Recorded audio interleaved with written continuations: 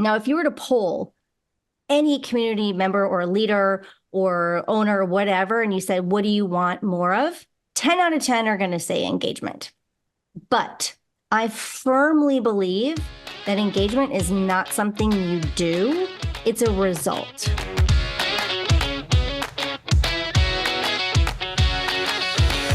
Welcome back to the Life in a Show. If this is your first time joining us, and you're in for a treat. And if you're coming back, we have an awesome episode as well. On the Life in a Show, we help people make more, work less, and live awesome lives. I'm your host, Jason Wojo, and I have Polish Peter as my co-host. What's up, dude? Hey, man. So I just want to put something out to the audience because they might not know about this. But this is a third take we are taking right now, and it's not just on the intro. Just on the intro. Yeah, but it is because someone does not know how to speak English, okay? And I will say this, it's not me. Okay, that is fair. That is fair, my friend. And yeah, my mouth is not working today, which is always a problem when you are recording a podcast. And so here's the good news. We have an awesome episode ahead. This is someone who I met through a community within the Keep ecosystem. Her name is Jade Olivia. She's awesome. She is going to talk to us about community. And this is a frequently, as I actually was corrected myself, a frequently misused term. And I think a lot of people have confusion about this. Like, what is a community? Why is it valuable? Should you have one? Where should you have one? How does this help you in your business? Like, and we're going to go through all of these questions in this interview, in this session. And it's Jade's awesome. I love this. Yeah, I mean, she's got a lot of energy. And one of the coolest things that I got out of this podcast episode is reframing what community is and how it works. And I think every single business owner, whoever you might be, entrepreneur, you can incorporate it in the business, in your own business. But I think it's very important for you to listen to this episode to make sure that you are doing it in such a way that engagement happens. We talk about that, and that the community thrives. And there's no crickets in there, right? Right, so, right. Get awesome your notebook episode. out. Yeah, let's do it right now. Here's our interview with Jade Olivia. Jade, welcome to Life in a Show. Super excited to have you. Thanks for having me. I'm so excited to be here. Oh, this is gonna be awesome. So Yeah. Peter, Jade is a complete dynamo, by the way. She's amazing. She's full of ball of energy. Like, I'm talking like cosmic levels of energy. And we're going to talk about community today, which is never a topic that we've had in Life in a Show. So Jade, I'm super excited about this topic. First of all, like, how would you describe, like, what is a community? Like, when it comes to business, when it comes to applications in those kinds of arenas, like, how would we define that and why is it important? Yeah, I love that you started there because I think a lot of times people mistakenly call like their followers their community. You know, like an influencer, for example, they might have aggregated, hundreds of thousands of followers. But the reason that I don't call that community, and I have a very specific definition for the work that I do, it's that I define community as a place that, for one, is usually always on, right? People can go there and communicate and have a good time any time of day. But more importantly, a community is a place where it's all about them. They're the ones in the spotlight. They're the ones on the pedestal. So it's really all about getting them to build relationships and connect with each other. It's like you're building a home for them to become a family in. And that's why I don't call your followers, for example, to be a community, because that's a place for you as the leader to post and to shine. And you want engagement, but the engagement is pretty much limited to you and them and you.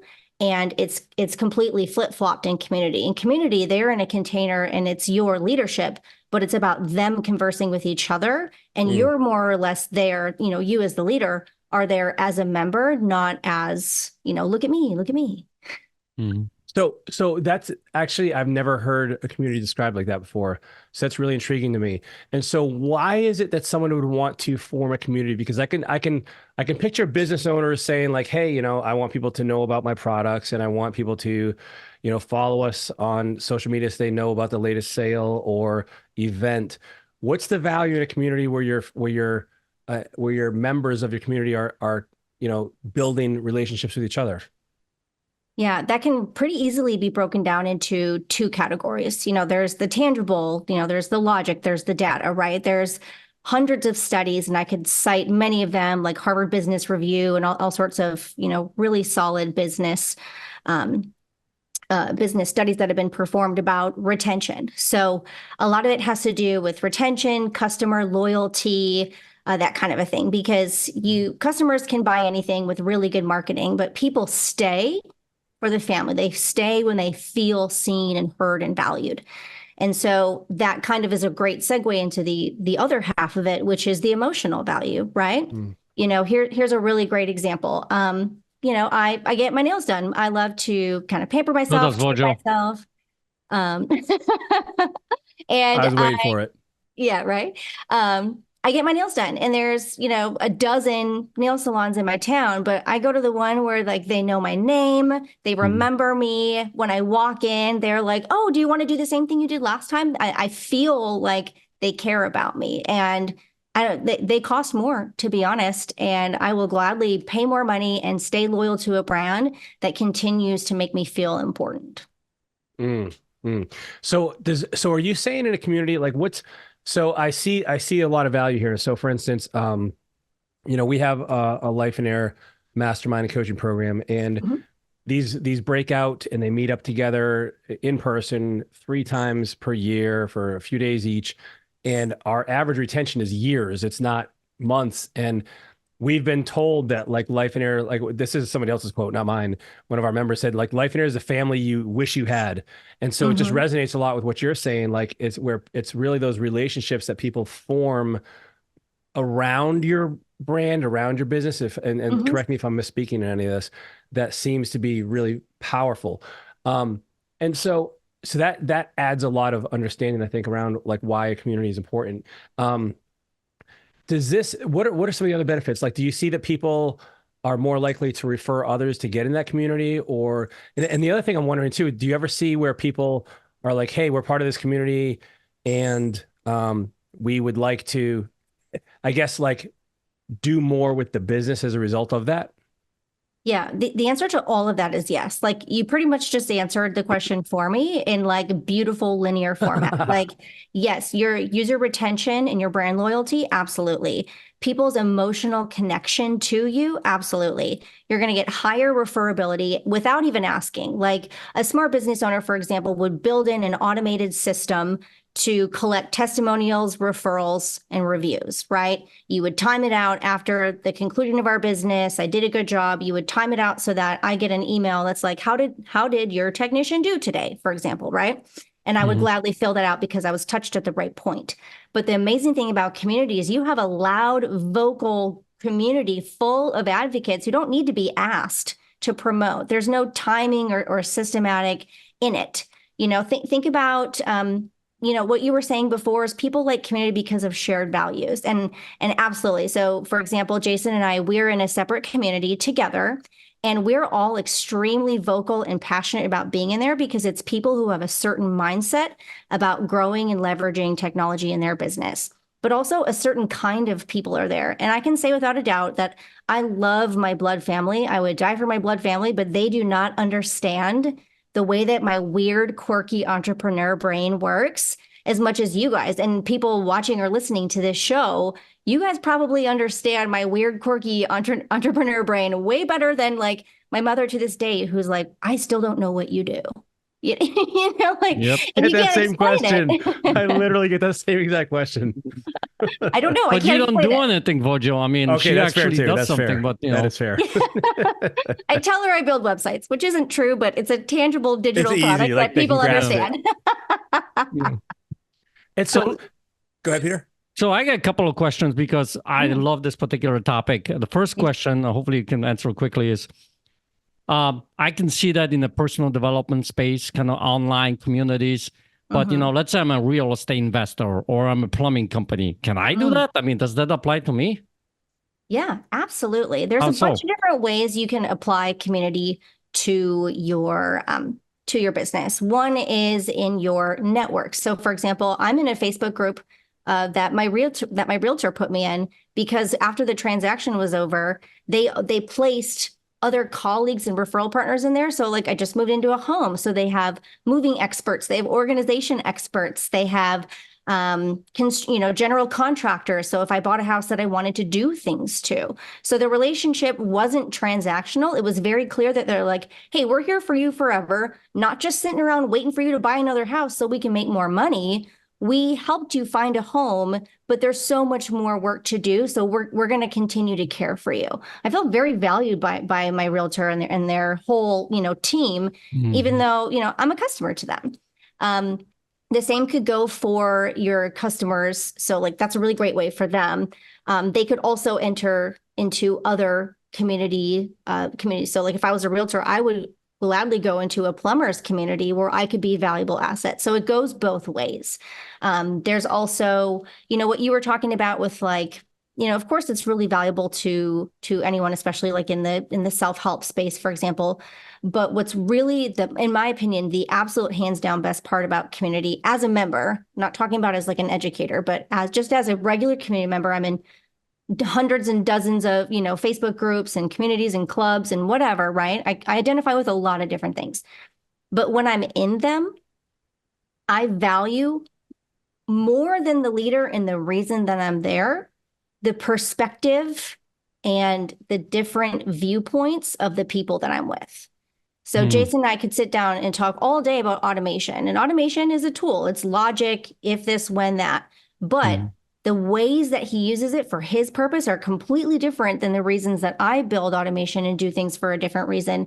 And I learn way more from what other people are doing because it's not something that I'm thinking of in a linear fashion.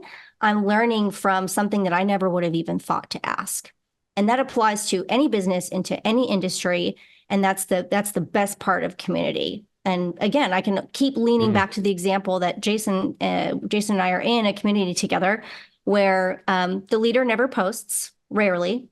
I mean, like, let that sink in. I'm like watching Jason be like, you're right. He's like, he doesn't even like post, right? Because we're not there to listen to him talk at us. We're there to ask questions and support each other. That expectation is set from the beginning. And I've learned infinitely more from watching other people ask and give and take than I ever have, even from asking my own questions. Wow. So that's a really good advice. I think you touched on something which this is my follow-up question to this, because you been to a bunch of different communities. You create communities, help create communities. How is it? Let me see this. Some communities, there's crickets in there. You don't hear anything. And some communities are fully engaged. What do you think makes them, what's the formula to have that engagement in that community? Okay, now we're stepping firmly into like my methodology, the things that I believe in, and like my specific dialed in area of expertise. And the way I like to describe it is I help design focused member-led engagement in communities. Again, it's about focused member-led engagement, meaning, no, I don't tell you how to sell in your community. That's not what I do. I don't help you grow your community. That's not what I do. I help you design the community in such a way so that the members themselves are doing all the talking. So no crickets, right? But also specifically, you're getting them to talk about the things that you want them to be talking about when you want them to talk about it. So that is I feel like nobody's talking about this. Community came even more popular than it already was. I mean, community is ingrained in our DNA, right? Like, it's culturally and anthropologically speaking, we've needed and connected with people of shared values in the entire existence of humanity. But especially since COVID and, everyone having to pivot, small businesses changing, things getting increasingly online. Think about how weird Zoom was 5 or 6 years ago versus now. I can say that some of my best friends, the people that I most intimately have great friendships with, are people I met online, and some of them I still haven't met in person. And I'm closer with them than I am to my blood family, right?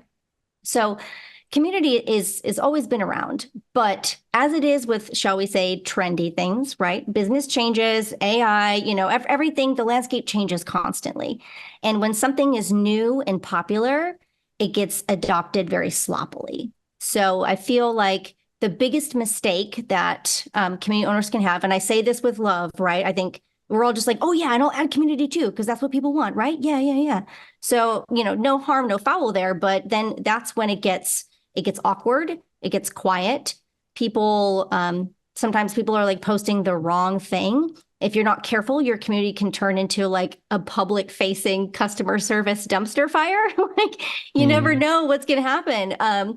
So there's a really great way to design the community to get them, as I mentioned, to talk about the things you want them to talk about, when you want them to talk about, in the way that you want them to talk about. I will say, though, there's detailed strategy to it, and it's not an accident. But to answer your question, which was a very long introduction to the answer, but I would say the beginning of designing that, the very first thing I work with my clients on to help design that experience for their community members is to really define the objective. Because community, and this is like one of my mic drops, friends, community is not an objective. You don't add community so that you can do community. Like that's not what it's for. Community is a format. It's the container, right? It's the house for your party, but you don't put people in there and just kind of go, hope you talk. Like that's weird and that's awkward, right? So I really like to help people hone down on what kind of community is it? Is it mission-based to help people like get a word out there, whether it's like politics or religion or a nonprofit, right? Or is it forum-based where people are expected to, Q&A each other? Is it for cohort, group-based learning? Maybe it's a 30-day challenge Facebook group where we're all in there together, doing our homework and supporting each other through like a short burst of experience. There's different ways it can play out, but it's only going to play out if they know what it is, what it's there for, and then the objective will also help you define what they're supposed to do. How do you want them to post? How do you want them to post? Give them a good example of a post. When would you prompt them to do it? Hey, did you just finish module 1? Instead of saying good job, say now go post in the community. Tell us what surprised you the most and what was the hardest for you, and then we can help bring people in to facilitate that conversation.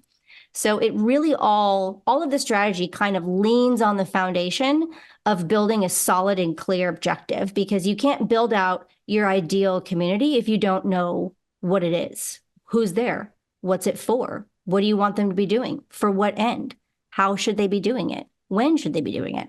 So all of those things have to be pre-thought out before you can even design the strategy to prompt them to engage. Got it. So that's a lot more intentional, I think, than most people consider. Like, yeah, right? Absolutely.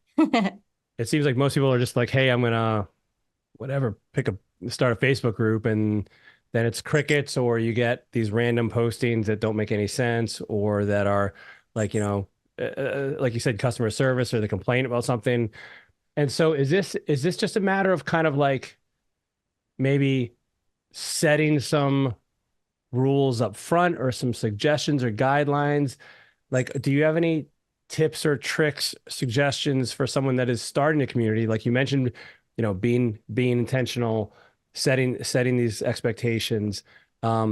Is this something that, and by the way, is this also something that has to be kind of, I guess, kept up with too, right? Like, cause like, I mean, but having a bunch of like these things, like, those Facebook groups where it says like, I agree. Like no one ever reads those things anyways, many times. Like, so yeah. how do you actually in practice, like start to put some of these things into place? Yeah. So this is actually something we talked about before we hit record, and I'm really glad that we're tying it back in. And this is great advice for anybody. And the answer to that question is you already know what to do. If you have a business where you have at least one happy customer, and you have at least a mildly thought out customer journey where when people are going to receive what information to do what so that they can succeed with whatever product or service you offer, that same kind of thought and consideration, if you just apply everything you know about business best practices into the container of a community, you're going to have just as much success in the community as you do your business, and vice versa. If you treat your business with no forethought, customer fell on my lap today, guess I better help them. That's kind of how I think all of us are accidentally treating our community. We add it because we think people want it, but without any thought about its function in the greater scheme of your business, right? Like the membership, the Facebook group that I mentioned earlier that my realtor put me in, that was a back end offer, right? First, the transaction, first I have to have a home before they put me in it. But it was tailored to be part of my customer experience. It wouldn't have made sense if they gave it to me too soon. It wouldn't have made sense if they brought it up in the middle of a conversation about mortgages, right? Like it has to make sense on how it fits in to your entire business. And if you decide that community is the right thing, then take everything you know about business best practices and apply it to your business. There should be a clear journey. Onboarding, right? You talked about, it's of course it's a great idea to set the expectations way outside the realm of, yes, I agree to these Facebook group rules because nobody reads those. But if someone is onboarded in a really fun, interactive way, maybe you have an onboarding call a couple times a week or a couple times a month where I get to interact and meet new members and the crew, the leadership crew of the community, and get told exactly, hey, welcome. This is what we do. This is what's expected of you. This is when you should interact. This is how you should interact. This is what you should not do. That's also really important. In the group that Jason and I are in together, we're told when we're onboarded, this is not therapy. Like if we can be there to help each other if our automation is falling apart, but if you have a problem and you want help, like make it productive. We're told that before we're even let in. Like join this community and don't rant and complain about things unless you want to say it in a productive manner and get help from a slew of professionals. So, setting the table and onboarding is just part of it. Same goes with your business, right?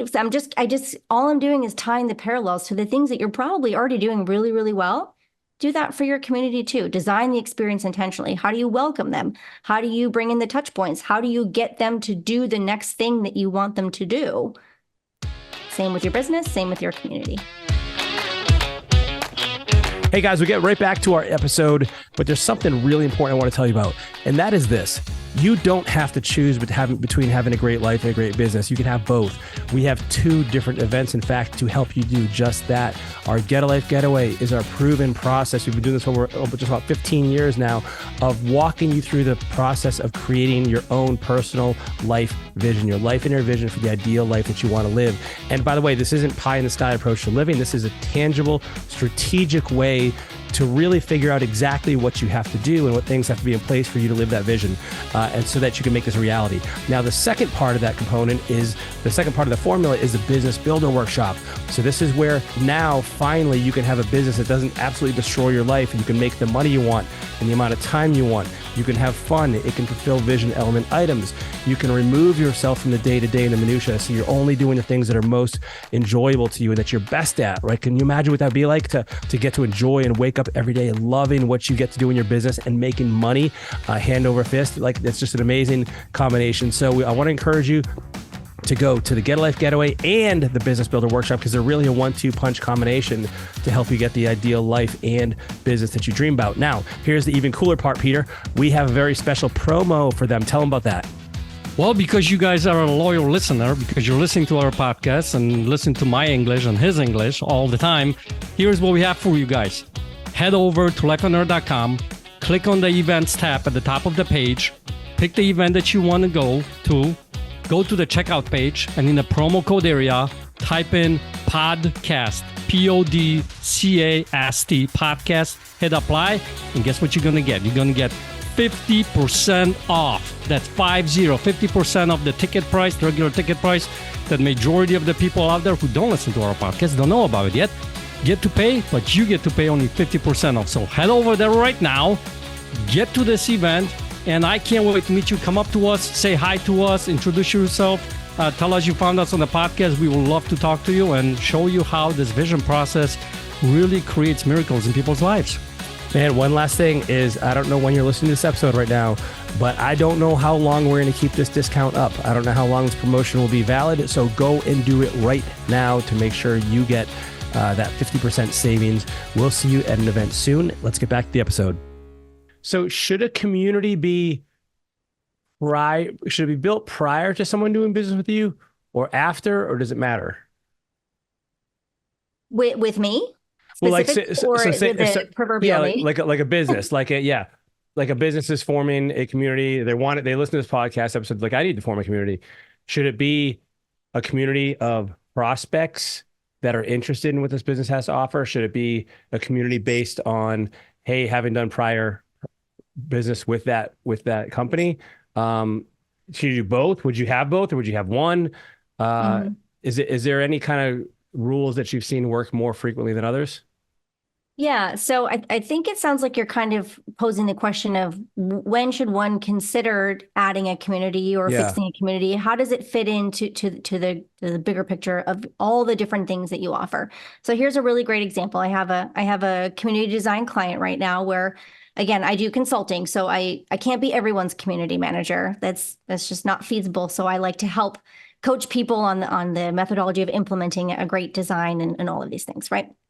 So one of my clients right now, they approach me. They're sort of in the influencer info product space. You know, he's a character on Twitter, and he shares a lot of great information in the medical space, health and wellness. He has a book that he sells. He has some info courses that he sells. And they came to me and they said, should I add community? You know, we already have like group coaching. Like, should we do this too? And, you know, the answer 9.9 times out of 10 is yes, community is a great idea just because community is community. Like I said, it's embedded in our body. We love community and being with people with shared values. But as far as how you execute it is a totally different story. Adding community to your business is something that should be done thoughtfully. And when we talked earlier about it should have an objective, right? Well, then does that objective serve or overlap or confused with the other parts of your business? So in this example, they were like, oh, we're thinking of starting a community where we can teach ABC. I was like, well, don't you already have courses? You know, community, great, yes, but what else can you offer? What can we do in here and offer them that's valuable enough to sell that doesn't confuse or take away from the other things that you're doing? And that they were really scratching their heads about that. And it sparked a really great conversation. So, and another thing I wanted to point out about that, when you're deciding what you want to do in the community, especially if you're an educator, if you're teaching people about things, is think about it this way. Community is not you talking at people, right? You know, we talk a lot about like designing ways to get them to be the focal point of the conversation, not you talking at them. So I like to think about, I'm a very like, a very metaphorical speaker. I like to think of like pictures and examples and similes and metaphors and stuff like that. And one of my favorite things to talk about is like the party. So imagine like I'm hosting a party. So in this analogy, the party is my community. Well, if it's my birthday party, that's the objective. Everyone is coming to celebrate my birth, but it is not a good party if I invite everyone to my house and I like sit them down and I stand on a table and I just tell them about my birth. I'm like, hey guys, we're going to talk about me. You came to my party. You're going to sit here and you're going to watch me. That is a horrible party. So conversely, it's a really good party if I'm the hostess, right? Everyone's coming. They know why they're there. They're all here to celebrate me because I value and cherish them. But as a good hostess, I would say, welcome to my home. Here's where you put your coat. Here's the bathroom. Here's the food. Here's the lounging area. I kind of make everyone feel like, so they feel comfortable in the space and they understand the navigation of the area. But furthermore, since I'm the host of the party, I know everybody, but they don't know each other. They're all from different walks of my life. So it's my responsibility as in this analogy, the community manager, to know those data points on people and intentionally facilitate the connection. So in this party example, I would walk up to my friend Sally and be like, Sally, Jenny, you guys are both from Minnesota. I met you in college, but we were friends in high school. You guys didn't know that, but we're from the same place. And then boom, they're talking about Minnesota and snow and hockey and all that fun stuff. So it's my job to know the data points on people. Data is just another word for knowing things, right? Like I know data on my best friends because I know lots of things about them and I cherish those things about them. And a really great community manager monitors those things and knows those things so that I can intentionally scooch them to talk instead of me talking. Wow. I love that analogy on party. So you mentioned before the call that you are an expert in singing and dancing. So at what point does that come into play? Well, that's one of my, that totally fits into the party example, because if I let people in, I let them, talk, and it's a very like kind of free flowing social environment. I would also be a better hostess if I said at 8 o'clock, we're going to sing happy birthday and have cake. Like it would be weird if everyone was like partying in the basement and all of a sudden I was like, happy birthday to me without telling anybody what was going on. Like I have to set the table, tell them where to go, introduce each other, let them know what's going on and when. That's a really good party where people feel comfortable. So are there any, so I'm guessing like, as I'm picking up this theme of really intentionality, deliberate design, and have an objective. When it comes to choosing a platform for the party, for the community, would you just then recommend like, hey, if look at who your clients are or whoever you want in your community and see where they're hanging out already, and then maybe go there? Or do you have any other tips or advice on that, on choosing a platform? Yeah. Oh, I love this question. This is actually, I get this question so much that I'm designing a resource to put like a lead magnet on my own website because I get this question so much. I Nice. love it. I would say the answer boils down to two major things. As you mentioned, first and foremost, people's comfort level. If you have a membership of like great grandmas that want to crochet, you're not going to launch some crazy platform on them and expect them to download and navigate different channels like a Slack or something like that. Like you want to absolutely take into consideration their comfort level and where they already are. That's why Facebook and LinkedIn are really great because people are already there. However, moving off can be a great idea if you want undistracted time, right? If you don't want to be diluted by other posts, if you want to maintain their attention, if you want to keep it private, if you want to keep it exclusive, there's lots of great reasons to move it off. And there's a plethora of great tools. Some of them are as advanced as building out a community on your own WordPress website. For example, you could use a theme like Buddy Boss and you can pretty much replicate the entire Facebook experience. And then in the middle realm, I would reference tools like standalone platforms that are built for community. That's a SaaS, a software as a service, where you would buy a Heartbeat account or a Mighty Networks account, and you build your community there, or Circle SO for people to log in and use it there. And then the easier level, of course, I would consider like Facebook, LinkedIn, even Slack, where people can commune at any time of day using very easy channels. This is just a small sampling of the tools available. New tools come out every day. But here's the bottom line. I once purchased like a $5,000 coaching program and joined the Facebook group and made tons of friends the first week. Yes, I'm extraordinary social, but they also had a good onboarding process and they made sure I was there and told me to introduce myself. It was great.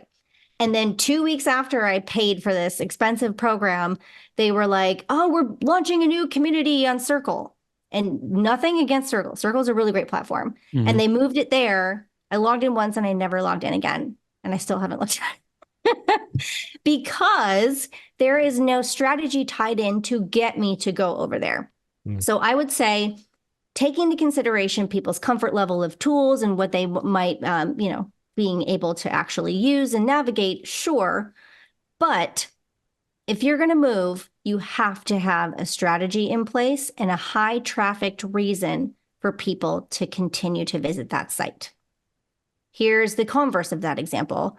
I pay a membership fee for like website templates somewhere, and every week there's a template drop. So I have to log in and go get my goodies every week. And there's a community there. So of course, when I log in, I'm like, oh, hey, what's up? I get to chatting. So even without strategy, there's at least a high trafficked reason for me to continually visit to collect on the things that I'm paying for. But if you don't have that, you at least want to give people a reason. Maybe you have a course in tandem with your community. So I'm constantly logging in to progress their material. Maybe it's just a community on your website, but with a strategy in place so that I'm told when and why and how I should be posting and interacting with people.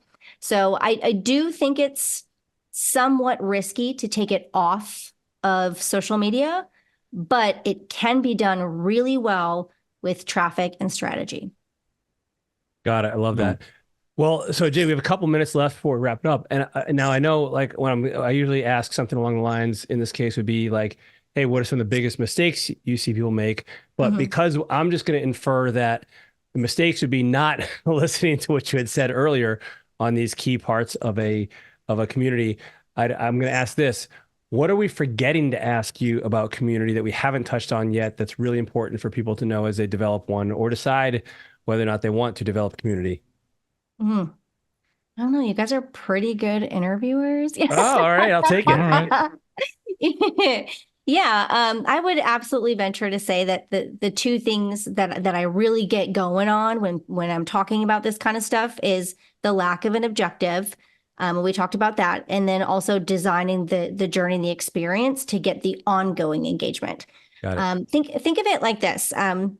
I have a whole like framework and, kind of like implementation strategy that I go through when I'm doing this work with my clients, but it boils down to, the foundation being the design portion. You're like, why do you have a community? Where is it? What are you going to do in there? What's the agenda? How are you going to make it interactive so it's not just you talking at people, right? All of those things. That's the foundation. That's the design. Then you have to actually that's the decide. You're like kind of making all the decisions. Then you design it. That's where you decide like the journey and where people are going to go, when and why, and how are you going to get them to interact at each point as they go through together, right? So then the foundation is decide, the strategy is the design, and then the deploy at the top is the community management. Now, if you were to poll any community member or leader or owner or whatever, and you said, what do you want more of? 10 out of 10 are going to say engagement. But I firmly believe that engagement is not something you do, it's a result. You can't physically produce engagement without you posting, which is what I generally try to get people to avoid. I like to help them generate that engagement without them posting. And there's lots of great ways to do that are embedded in the strategy, knowing when to get them to do it and how to nudge them, right? That's all part of that deeply ingrained strategy. But engagement is not something that you do, it's a result. So when I get to that portion of like the deploying of all the strategy and all of this stuff, at the end of the day, once it's all set, you need a great community manager. And so again, I apologize for not really. I keep referring back to the example of the community that Jason and I are in.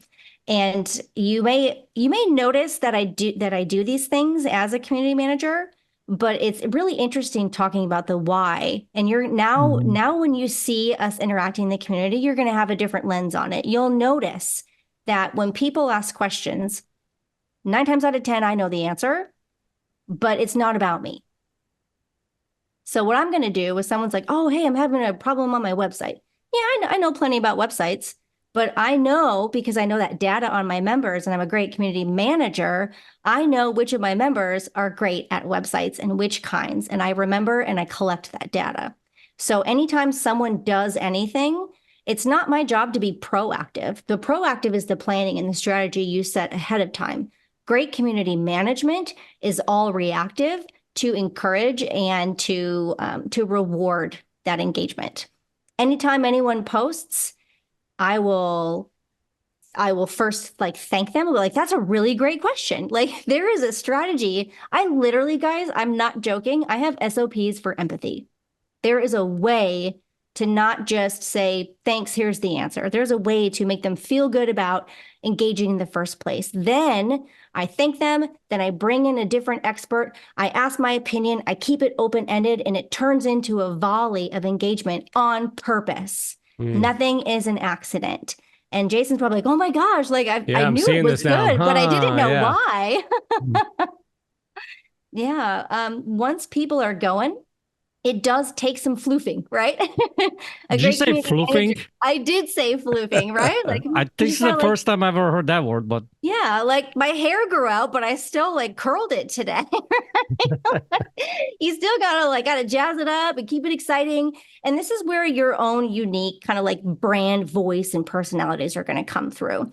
When I'm interacting in communities that have a different, maybe like a more somber tone, like a grief recovery group or something, I'm not going to be like jumping up and down like my maniac self. It depends what's falls in line with the brand identity. But in the group that we're in, the leader gives me full permission to be my weird ass quirky self because we share a lot of values in the way that we prefer to authentically speak and encourage other people to talk. But by no means is anything I do in there an accident. I check the group every night before I go to bed so nobody gets left on red. I mean, I'm talking everything is on purpose, even at the top.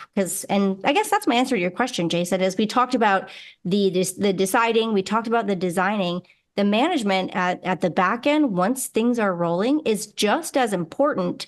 It's all reactive, and there's ways to do that in such a way that perpetuates the incredible engagement. It's so awesome, Jade. This is so valuable. And I mean, we could talk about this forever. Yeah, no kidding. I see the value here in such a big way. Thank you for sharing your expertise with us. How do people find out more about what you do, your services, and anything you might? But you mentioned this free lead magnet, but that might be coming down the road. Like, how do people find you? Yeah, so my parent brand, because you've heard me saying things like community and automation, and I'm a weird, eclectic entrepreneur. Aren't we all, right? Right. So my parent brand, where I kind of like slice in all these different things I do, is jadeolivia.co. And from there, you can follow the rabbit hole down community information. You can follow the rabbit hole down the automation consulting that I do. There's lots of fun stuff. But once you get on the community rabbit hole, here's a little fun spoiler alert for you. If you go to jadeolivia.co and you click on community information, you're going to see a video of me dancing. Like at the top of the page, it's like this gif of like Greg and Mike and me, like, and there's like an arrow pointing to it. That's actually live footage from the community I manage. Like, that's real. I'd like to see that dancing right now, I think. That's how we roll. Not wait over there. Jade, thank you so much for being on Life in Her Show. Thanks for having me. I had a lot of fun. So I'll tell you, man, this episode for me actually changed a lot of the way I view community. And especially, I'll tell you, one of the things that really kind of struck me that I had wrong was, usually I think of a community as your followers. And if you have a community, you're the one at the top who's kind of constantly feeding content and comments and, giving likes. And she's like, no, like a community is the people within that community engaging with each other and making connections with each other. And that totally flipped on its head what I normally thought of as a community. But she's right. Like, it makes so much sense that way. Yeah, I love that metaphor that she used about the party. I mean, think about it this way. If you were just looking at like, I'm the leader, I need to talk, you'd be running around like crazy at that party trying to talk to everybody. You know what I mean? But when you go and keep that engagement, like you let them, give them the voice. And one of the coolest things she said at the beginning of this episode that I don't want to overlook is people want to be seen, right? They want to belong. They want to be seen. And the thing is, if you are creating a community the way she's talking about, I think you allow and give space for people to be seen. And I think that's why people will go and engage with the community, then talk about it and say whatever is going on. Like the question that, she gave an example of like somebody's asking about the, website design, right?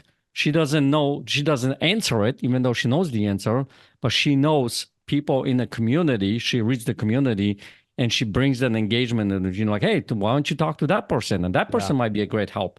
And now you're elevating the community, elevating the members in the community to be able to go and be seen. And they'll probably want to keep coming back to that particular community.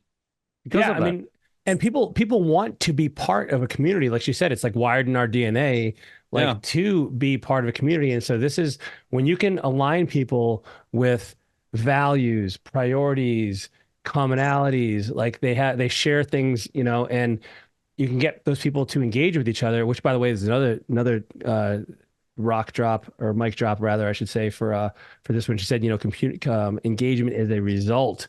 It's not something you do, it's a result. That was magical. Is that she stated how people will stay for that community. And now this also reflects onto your business. This also has a positive light that is shined now upon, you as kind of like, you're the one who put all these people together. And so you don't have to be the one in there that's doing all the work, like you said, and talking to everybody at the party.